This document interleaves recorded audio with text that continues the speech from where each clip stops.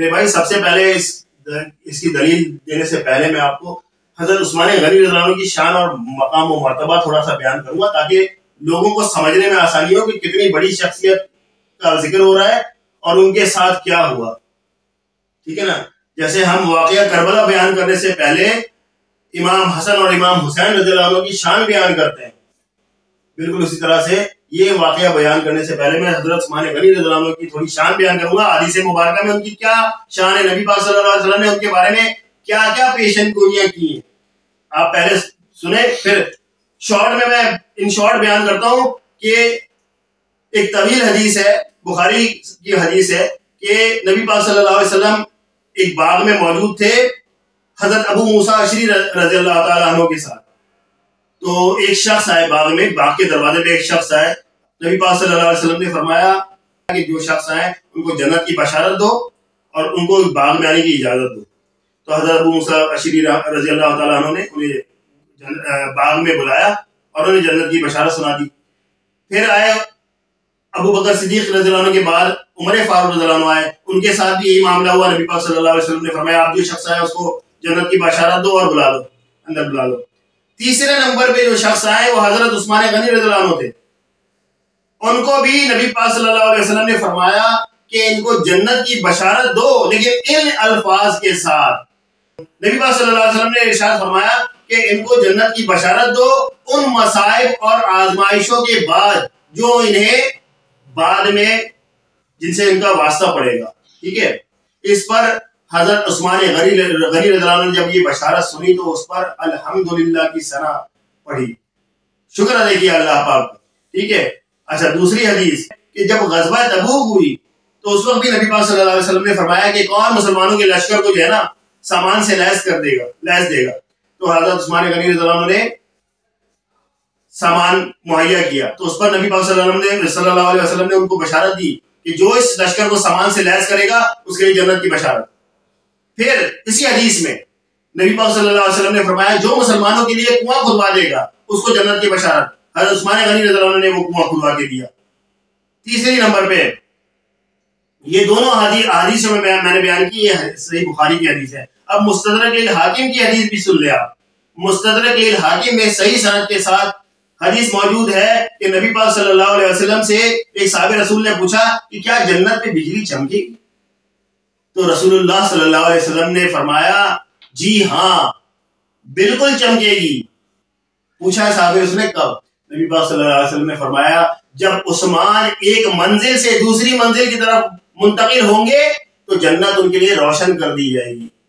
ٹھیک ہے. یہ ہے مقام و مرتبہ عثمان غنی رضی اللہ عنہ کا کہ جن کے لیے جنت روشن کر دی جائے گی.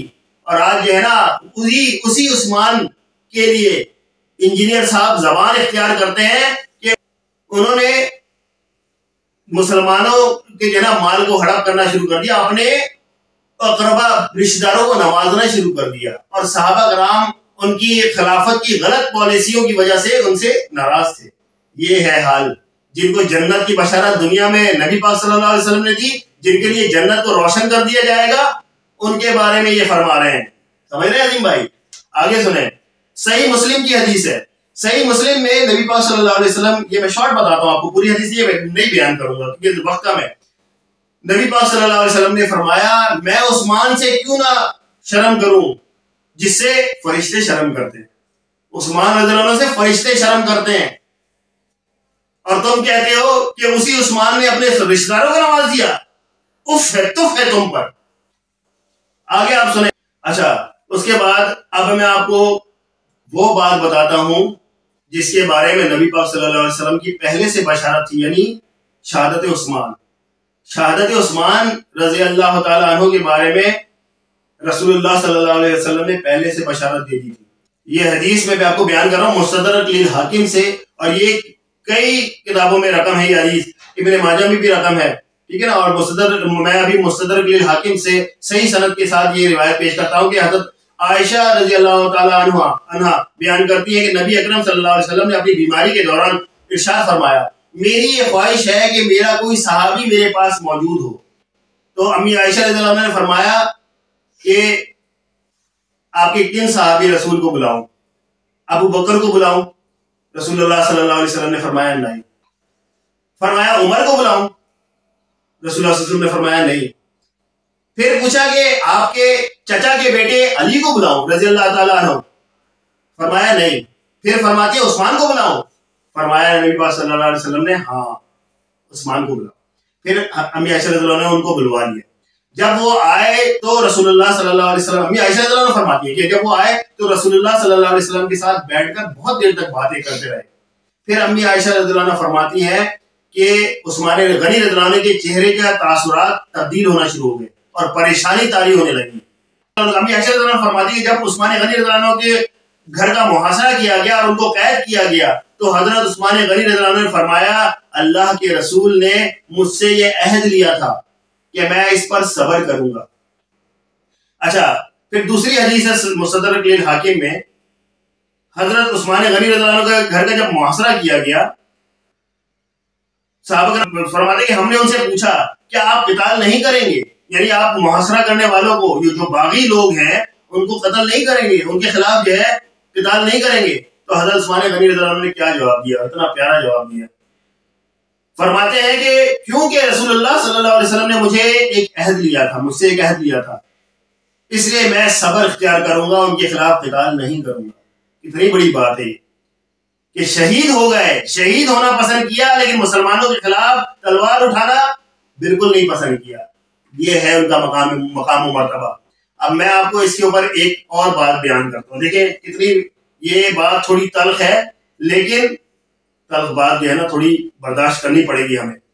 جب آپ ایک صحابہ رسول کے گروہ کو عمار بن یاسر رضی اللہ عنہ کی حدیث کے اوپر جہنمی گروہ قرار دو گے تو ہمیں یہ بات مجبوراً کہنی پڑے گی میرے بھائیوں کہ دیکھو حضرت عثمان غنی رضی اللہ عنہ نے شہادت کو گلے سے لگایا لیکن مسلمانوں کے خلاف قتل عام نہیں کیا.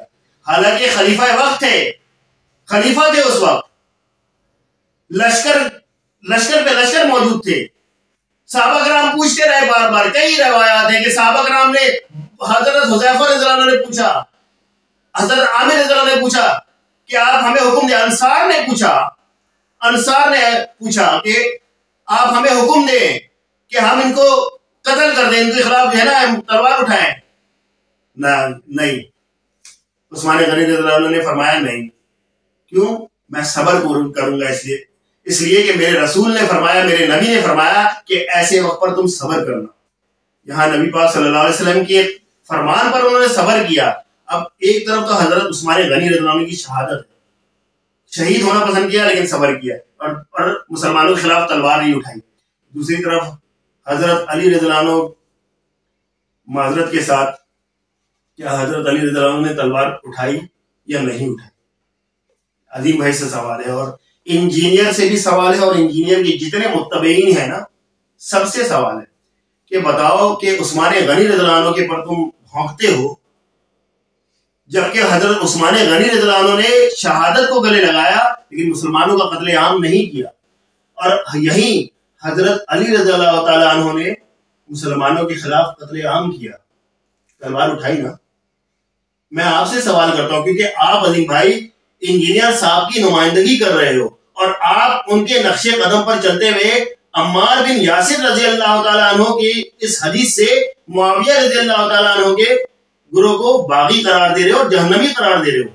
تو میں آپ سے سوال کرتا ہوں کہ آپ یہ بتاؤ کہ حضرت عثمان غنی رضی اللہ عنہ خلیفہ وقت ہیں، خلیفہ ہیں، اگر وہ قتل عام کرتے، مسلمانوں کا قتال کرتے، نبی پاک صلی اللہ علیہ وسلم کا فرمان موجود تھا کہ اگر ایک خلیفہ کے خلاف باقی لوگ کھڑے ہوں تو ان کو قتل کر دو، ان کی گردنیں اڑا دو، جس کے اوپر استدلال حضرت علی رضی اللہ عنہ نے کیا اور قتال کیا صحابہ کرام کے خلاف، حضرت امیر معاویہ رضی اللہ عنہ کے خلاف قتال کیا نا. تو عثمان غنی رضی اللہ عنہ نے اس حدیث سے کیوں نہیں قتال کیا؟ حدیث تو تھی نا، صبر کیا. صبر کیوں؟ صحابہ رسول تھے آگے، صحابہ رسول تھے آگے. مسلمانوں کے خلاف اگر قتل عام کریں گے تو کیا کن لوگوں کو پھر دین پھیلاؤ گے؟ کون دین پھیلائے گا؟ جب مسلمان کو ہی مار دو گے، مسلمانوں کو ہی مار دو گے، صحابہ کرام کے قتل عام کر دو گے تو دین کہاں سے پھیلاؤ گے؟ اس لیے صبر کرتے ہوئے موت کو گلے لگا لیا، شہادت کو گلے لگا لیا، لیکن قتل عام نہیں کیا مسلمانوں کا. اس کے برعکس حضرت علی رضی اللہ تعالیٰ عنہ نے قتال کیا اور آپ ان کو کچھ بھی نہیں کہتے، نہ ہم کہتے ہیں، کیونکہ ہماری اوقات نہیں ہے ان کو ان کے اوپر انگلی اٹھانے کی.